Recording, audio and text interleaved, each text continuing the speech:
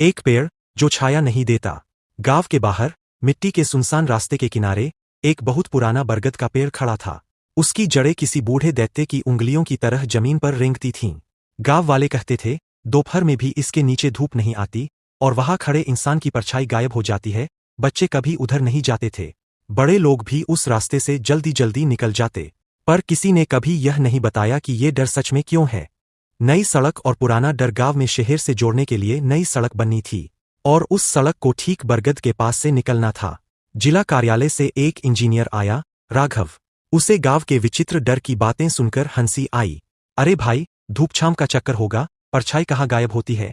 प्रधान ने बस इतना कहा, मजाक मत समझना, इस पेड़ के नीचे दोपहर में खड़ा होने की भूल कभी मत करना। दोपहर का चैलेंज अगले दिन दोपहर 1 बजे सबसे तेज धूप थी।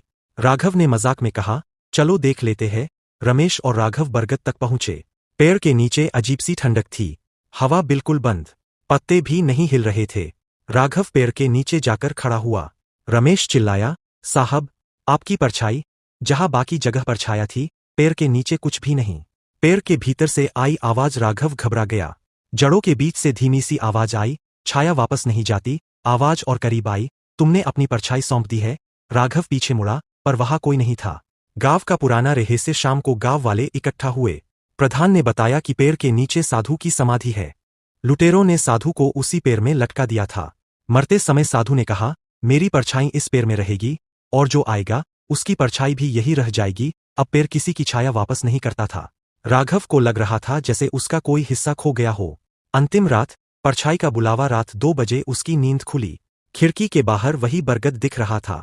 पेड़ से एक काली आकृति निकल रही थी। वह आकृति उसकी अपनी खोई हुई परछाई जैसी थी। वो धीरे धीरे उसकी ओर बढ़ने लगी। परछाई उसे लेने आई थी। दरवाजा जोर से खुला। अंधेरा कमरे में फैल गया। सुबह तक राघव गायब था। दीवार पर उसकी परछाई बनी हुई थी। बरगद के पास एक नई काली छाया दिखती थी। बरगद के नीचे मत जाना, वहां इंसान नहीं, उसकी छाया खो जाती है।